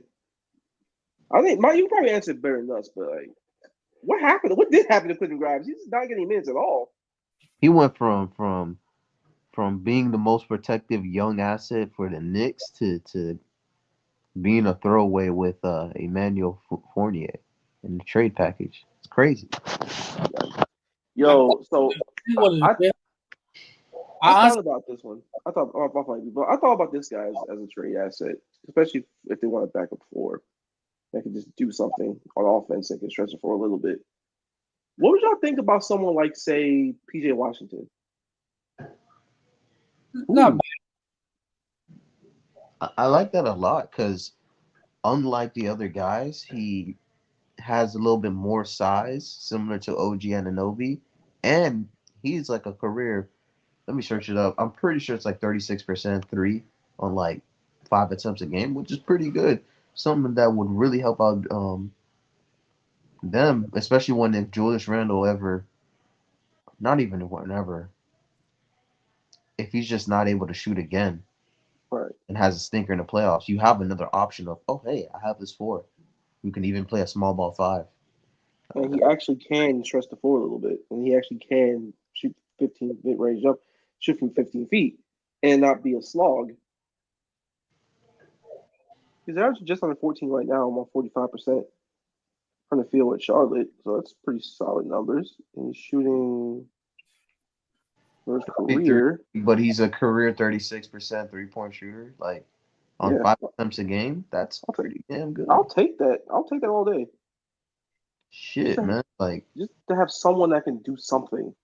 They're get bogged down. If they get him, it would be like the anti-Boston in a sense, where it's like a bunch of 6'5" guys just like throwing out there. It would be pretty good. Oh, by the way, Bol is getting run for the Suns right now, and he had to guard Giannis and looked about as well as you thought it would look. Yeah, nobody's guarding Giannis. Now, I thought about looking at this trade deadline. A lot of teams, a lot of contenders, especially, are going to be looking for 3-and-D wings, 3-and-D wing guys. I don't think you're going to get any big splash trades. I think those have been made already, pretty much. Yeah, those are pretty much out the door already. This is more like okay, let's improve on the margins. Yeah, a lot of role players, but key role players though, like a lot of really, really good role players that'll go to contenders and make them championship, even better championship contenders. If someone gets someone like Alex Caruso, I am going to pop bottles and send a bottle of Terramana to their house. So if Miami were to get Alex Caruso, you do that? Sure. Now, you'll be down to what Chicago would like to take for him because it's like, brother, just take a first round pick and not the whole big ass package that you want for him and call it a day. You ain't getting that much for Alex Caruso. Be serious. Yeah, they said they want an OG type package. You're not getting that. I said, all right, bro. I love Caruso versus the next man, but just take a first round pick. Yeah. As we're speaking about mediocre teams with high expectations, the Brooklyn Nets. I mean, like Free Mikal Bridges. Mikal Bridges, you're supposedly reportedly turning down 4 first-round picks for him. Fucking Dorian Finney-Smith, you're asking 2 first-round picks. Like, who Royce do y'all think O'Neal, y'all you're are? asking for. Like, who do you think these guys like? I What think the- they are. Where do you think you guys are going? Jesus. Like you just lost to the Dallas Mavericks at home tonight. You're not going anywhere, man. But what are we doing here? 2 first round picks. I love Dorian Finney-Smith, former Gator. Shout out to him. But he ain't worth 2 first round picks, man. No. Like, I don't get it. Like, let's be for real. Like, guys, like you're not getting a big ass trade haul for Caruso, much as I love him. Like, just take a first and call it a day. And Zach LaVine, you tried to get rid of him, and then you said, I'd rather get my foot operated on than go play somewhere else. Go play in Detroit. Like you said with Dodo, bro, you're not getting 2 first. Wait, hold on. Hold on. What? Y'all trying to trade with Detroit? Yeah. I need to get my foot worked on. I'm out for the season. Man, it's been a lingering problem, man. I need to get this addressed right now. So, let me. I'll see y'all next year. But oh my God, that would be. See, Cleveland's not real to me. I'm sorry. They're very much a team. They're the ultimate team to look at and see the roster. No, okay, this is a starting 5. That's cool. You see it and you go, okay, they're really, really, really, really good. And they're a good team, don't get me wrong. But you see them in practice, and it's like, is that it? Mike, as a clarification, that's Bogdanovich from the Pistons, right?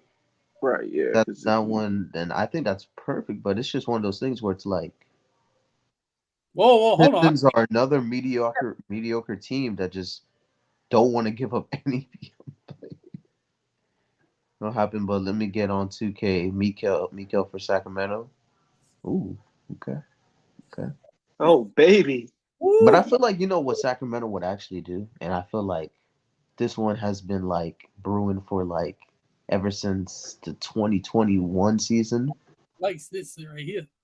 Them getting Kyle Kuzma. I was banging the table so much for Kyle Kuzma after the playoff series. I feel like dread from it, hate it. Kyle Kuzma to the Kings just sounds like a match made in heaven. Like It does, because his cutting ability and his ability to ask for size to them, that would help a lot. Yeah, but what are they asking for him? That's the thing. What would they give up? I mean, there's another place that Kyle Kuzma would be greatly used, but they're asking for too much, I think. Yeah. essentially a young player and expiring in a first round pick. And then on top of that, I mean, the place I'm thinking about has currently a 6'5", 205-pound power forward playing right now. Hey, man. PJ Tucker?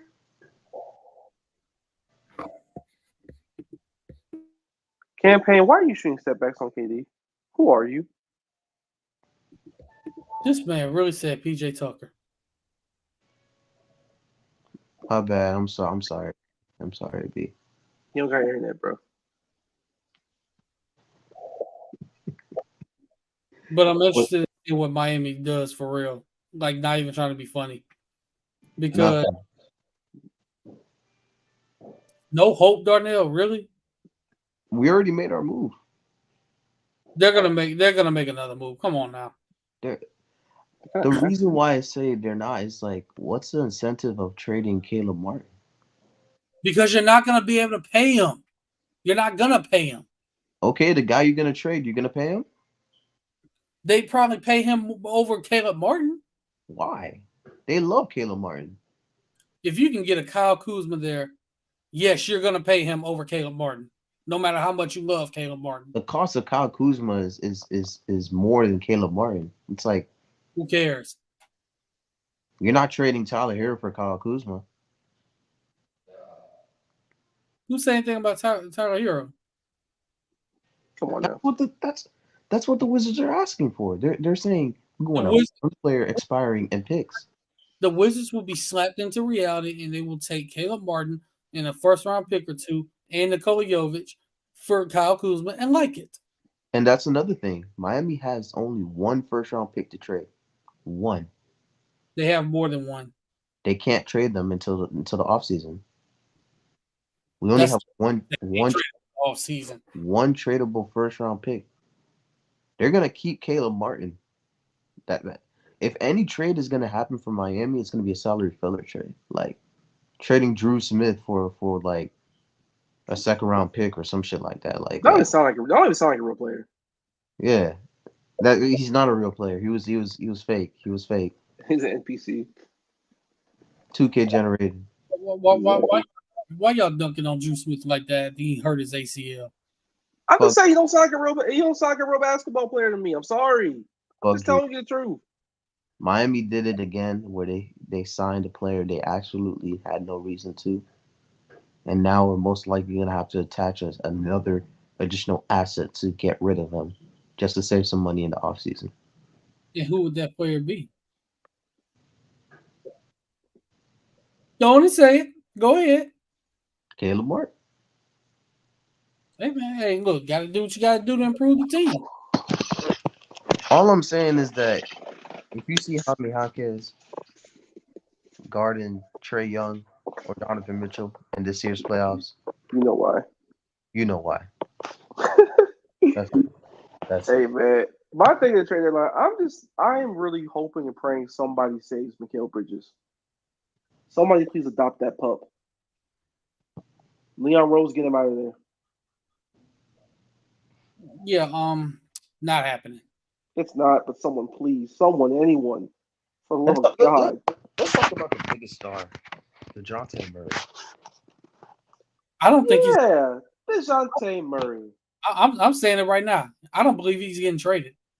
I don't think so either. There's so much smoke behind it. I just can't believe it. Yeah. Darnell, it's too much. It's too much smoke around for it to actually happen.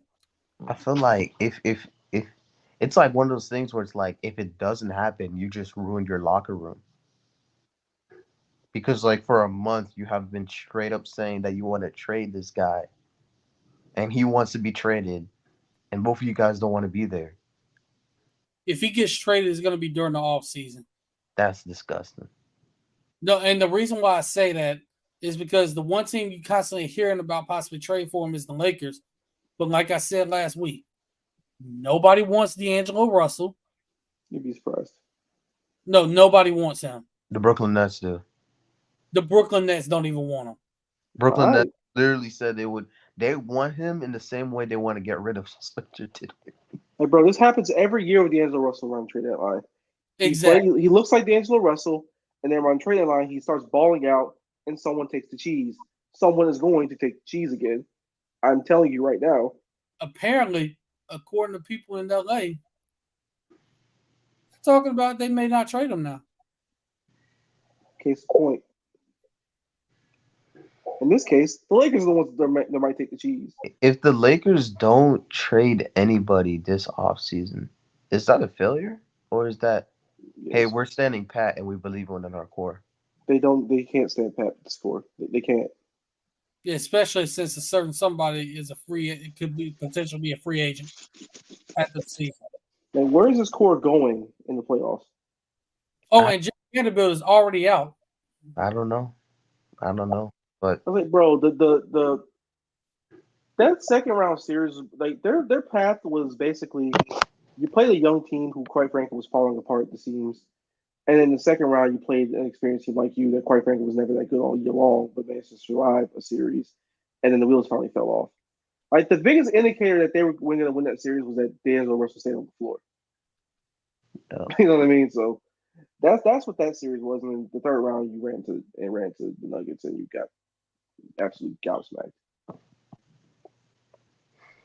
I keep on seeing the three team deal with them, Spencer, with D'Angelo Russell going to the Brooklyn Nets, Spencer Dinwiddie going to the Atlanta Hawks, and then DeJounte Murray and then Royce O'Neal coming to the Los Angeles Lakers. That's the other thing, Darnell. Nobody wants Spencer Dinwiddie either. Yeah, that nigga's ass. Dim Shitty. That's why I said it's gonna mess up the entire deal. That's why I don't think DeJounte Murray's getting traded. Because you got two players that nobody wants that would be a part of this deal. Because Atlanta wouldn't take him back. They'd be trying to find a third team. Like nobody wants those guys. And so I think DeJounte Murray, if he gets traded, like I said, it's gonna be during the off season. Giannis. But I don't think he's on that roster next year. I just can't see the Atlanta Hawks again, ruining their team again. Like this is bad. You can't be publicly this is as public you can as requesting a trade request without actually saying a trade request. Like the man they're such a talking mess. to other teams directly, saying how he will extend with the other team. It's crazy. It's crazy. They're such a mess. It's crazy, man. It's crazy. Harris trade to get the third star. Mike, who's the third star though? I just can't. That's the thing. I can't see it. Yeah, I don't see it either. Who's taking that contract? See, that's the thing. Detroit. Oh, brother. Why would you send Tobias Harris back to Detroit? Because Detroit is literally trying to get anybody. They just need talent. They're just a team that just needs somebody. The quicker they can have Killian Hayes not on the roster doing impersonating a basketball player, the better off they'll be. I'm glad you brought him up, Marcus, because I got to do this. And Darnell, you saw this in the group chat too. There are Heat fans in this group chat that me and Darnell are in that want us to go after Killian Hayes. Let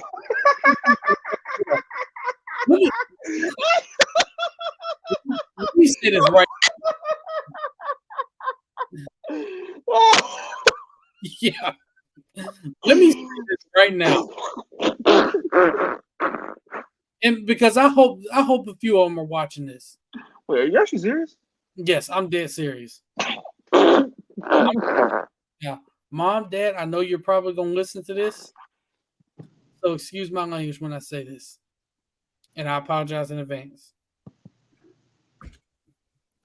The fucking Detroit Pistons think he's so bad they're not even playing him. By the way, but when you say they think he's so bad, they're right. Exactly. The Pistons are 9-41 or whatever they are, and he's not even playing for them. Why would you want to go after a player that can't even get run for the Detroit Pistons? Even beyond that, it's just like what exactly does kid for instance, Dante Exum. This is I'm thinking somebody who was in a similar situation. At least Dante Exum before he got hurt showed flashes. Yes. Right? And when Dante Exum came back, Dante Exum had 2 other chances with other teams. He came back after spending 2 to 3 years in the EuroLeague and developing a jump shot. Killian Hayes is a point guard who's a career 30% 3-point shooter. Who the fuck wants that? I thought he was bad in 2021. Hey guys, it's 2024, brother. It ain't happening for him. And why is he requesting a trade request? Oh, it's even worse. He's a career 28% 3-point shooter career 38% from the field. Oh, Damn. that hurt my heart. Guys, Good Lord. this is not an NBA player. That nigga stinks. Exactly. And there are Darnell, because I knew I saw that. I saw it. It's just And they and some of them try to come after me for saying, "What are y'all doing? Even thinking about this?" there's G League players who are better than him. See, that's why I keep saying he coach would be tricking y'all. Some of y'all fans. They not fixing everyone. Ain't no salvaging Killian Hayes, brother. No, there isn't. I think there's Killian Hayes can come back, but this is gonna be it's gonna be have to be like him coming back after like spending 5 years in a Euro League or some shit, like like Paolo Prigioni ass player. Came from the Euro League and still stinks. Man, we trying here. Darnell's trying.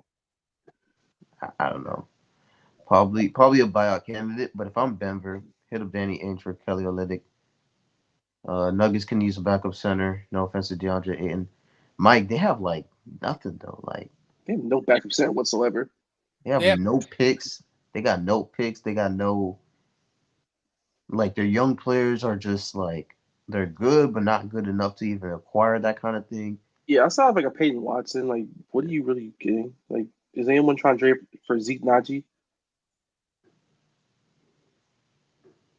Like you can probably throw a package of like Christian Braun and like shit, I don't know, man. Yeah, and then they're not trying to come off of Christian Brown either. So that's the other part. Christian Braun and Reggie Jackson, Reggie Jackson being an actual viable point guard still in the NBA is very, very funny to me. Those 2010 Clippers teams are still winning. May not be in LA, but they're winning. What do you guys think a team will trade for DeAndre Ayton? Not DeAndre Ayton, sorry, Jordan. Andre Drummond. I don't know. Maybe an expiring contract and And some gum. a box of cookies, a bag Pack of Trojans. Am I bad for thinking that like he still can be a starting caliber center in this league? He actually could for the right team. It's just who's the right team. I'm gonna let Darnell say this one. I don't. I mean, like, shit, the Lakers? I don't know, man. Like, Hey man.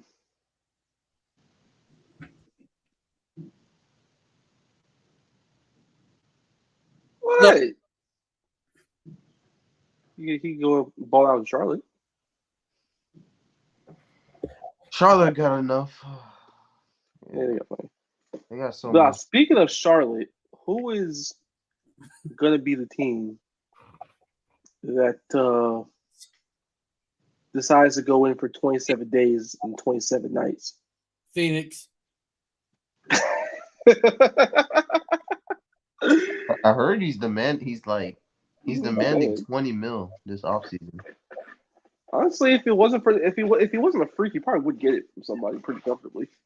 He would get more, but it's just I don't understand why He makes that move though, because if you're talking about who I think you're talking about, they reportedly really covet him. They think he could be a real asset for them.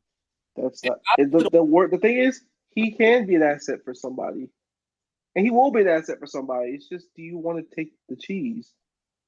His numbers are insane, bro. 21.7 rebounds, 3 assists. He's shooting 36% from the 3, 6 attempts a game. He's actually 7% from the 3. He's unfortunately a damn good basketball player. Yeah, he's actually playing really good basketball. He's just an awful human being. I mean, he's he a dropped shambolic individual. on the Lakers a couple nights ago. He's just a horrible person, but he's such a good player. Unfortunately, he is. I mean, him and Phoenix would be a good fit. Sacramento would be a really good fit too.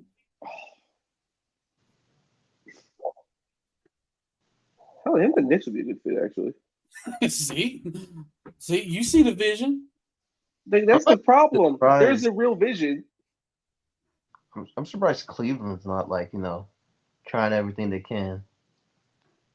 No, he'd be a perfect fit for Cleveland too. But It's got to be a team that's just like they got absolutely zero morals, like no morals. They're on their last legs.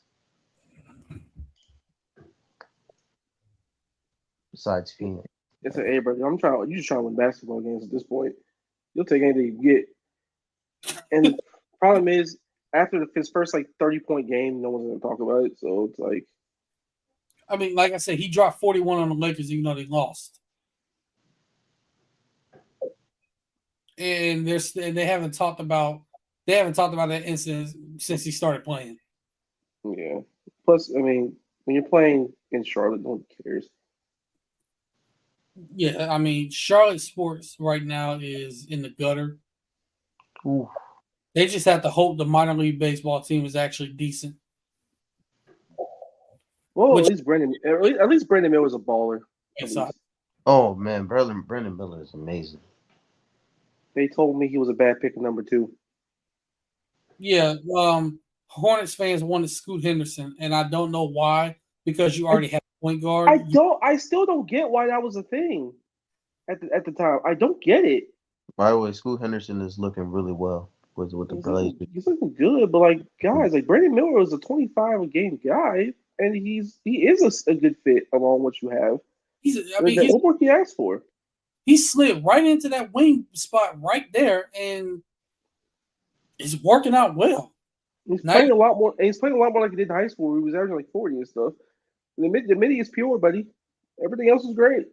And he's a damn good basketball player. What I love is that his energy, man, is so infectious. They really need a guy like that, man.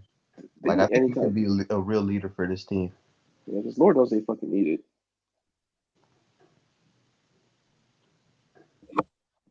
So he also might be the only young player that Steve Clifford actually likes. So there's also that. Steve Clifford every single night is going to the press saying, "We don't have enough, no talent. Everybody's garbage." Not wrong. I mean, nigga, you gotta be like a special caliber of coach to even say that. Yeah, for sure. There's a reason he got fired the first time. well, it's Charlotte, so literally nobody cares. Yeah, which is True. is what it is. Oh, I'm gonna watch that. The match with Rose Zhang, Roy Max Homer, and Lexi Thompson. I'm gonna watch that.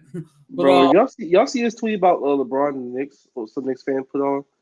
Yeah. This man said, "I'd rather have Josh Giddey, Miles Bridges, Diddy, Ray Rice, Jason Whitlock, or Ray Caruth on the Knicks than LeBron." He's insane. Ray Caruth is insane. First of all, Ray Caruth is crazy.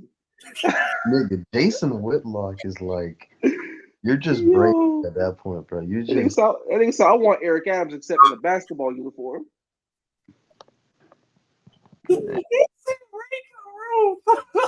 And Jason Ray Caruth is crazy. well, you want to throw TD? I ain't gonna do that. No, It's not funny, but it is. Ray Caruth, Jason Whitlock, really? That is wild. That dude is way past insane. He needs somebody needs to give him a new brain at this point. Well, damn, y'all got any before we get up out of here? Free Mikal Bridges. Somebody, anybody, I beg of you. Send him to Detroit. I didn't mean anybody. Hey, you said anybody. my final thought. You said My what? final thought. the 76ers are going to trade for Gary Trent Jr., and he will be a valuable piece for them this playoff run. Tyrese Maxey is an all-star, guys. All-NBA guy. Watch out. Giannis, what are you doing? And by the way, we'll be participating in the 3-point competition. Oh, and Max McClung will say that the dunk. They're all going to contest get again. cooked by Sabrina, by the way. It's very funny. everybody, everybody is. But Why is Bull out here playing an actual NBA basketball game? dunk contest consists of Mac McClung. Looks like Jaylen Brown's going to be a part of it. Lefty dunks all day, baby. Jaime Jaquez Jr. will be in there. To do what? Hey, man, he got hops. He got hops, but that was the thing I was saying. I was like, That brother's not no dunker. like you got hops, He but got with some there's- stuff. you gotta have a different level for the dunk contest. I mean, how many times we've seen like just quite frankly, like good dunkers were just straight up uncreative. This just reminds me when Pat Covington was on the dunk contest, man.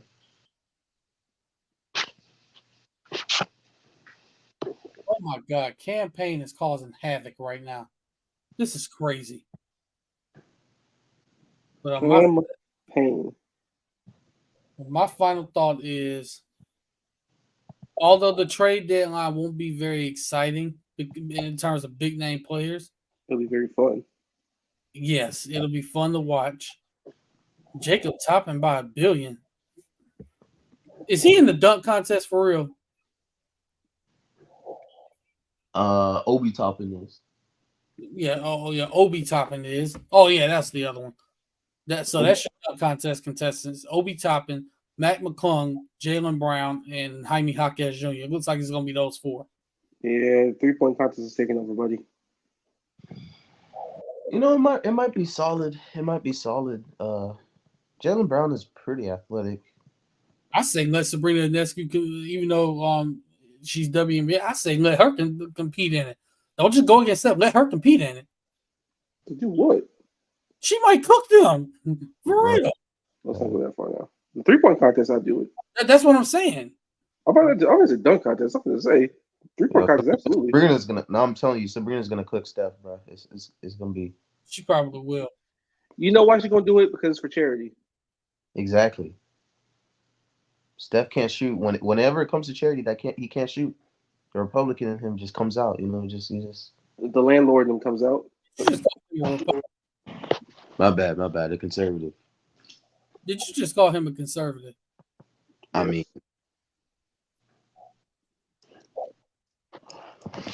just look at the way he talks about people living right outside of his house.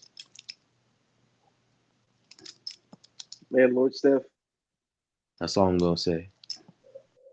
You guys are unbelievable. Anyways, I have one actual final thought that I would like to get out there real quick. That's a very fun and entertaining one. So, for my wrestling folks out there, SGW Uganda is a group of people out there in Uganda just doing really cool shit in pro wrestling. It's very fun. I suggest y'all check the YouTube channel out. It's very cool. There's a GoFundMe out there for them to get an actual wrestling ring.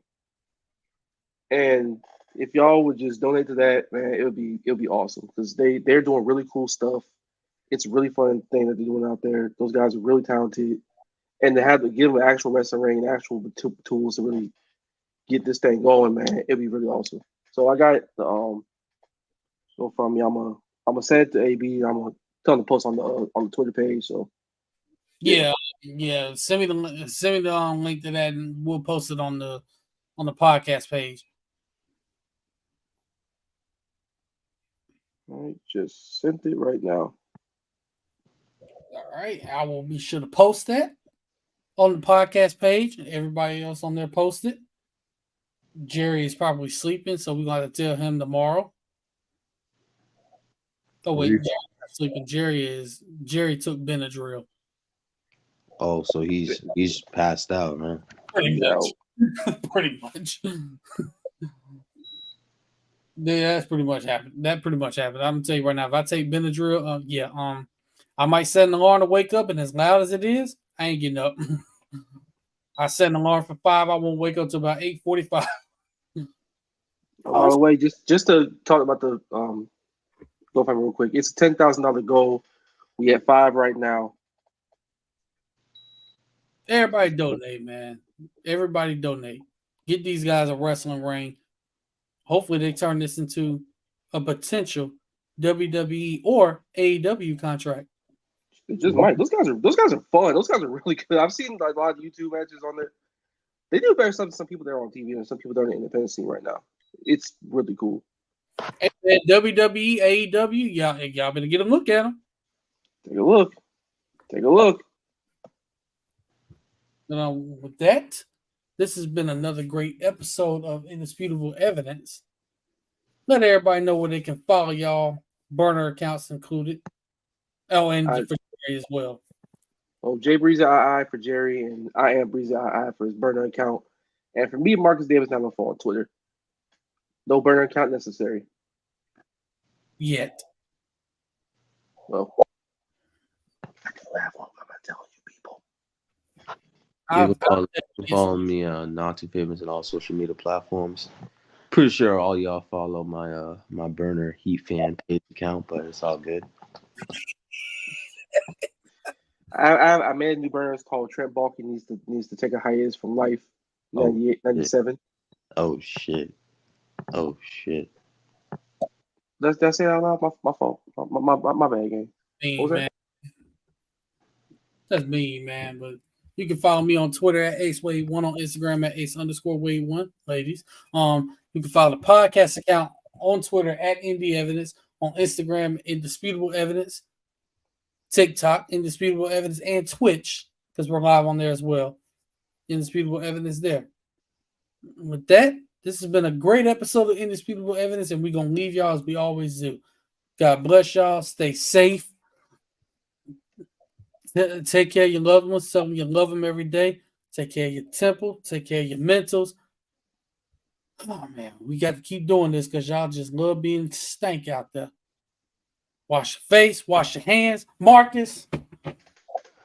With soap and nice warm water, I kindly, gently, and encourage. And no, I'm not asking. I'm telling you, people. Wash your asses. Wash your goodies. Wear deodorant. Wear socks and shoes in the movie theater and any and all public settings. God bless y'all. Y'all have a good night and donate to the SGW Uganda GoFundMe. Yes. Donate. And also, men out there, use beard oil. Shameless plug here. But with that, we will leave y'all and say God bless y'all. Good night. Enjoy the Super Bowl. Enjoy the trade deadline. Have a great week, rest of your week, and we'll see y'all next week. The 76ers are trading for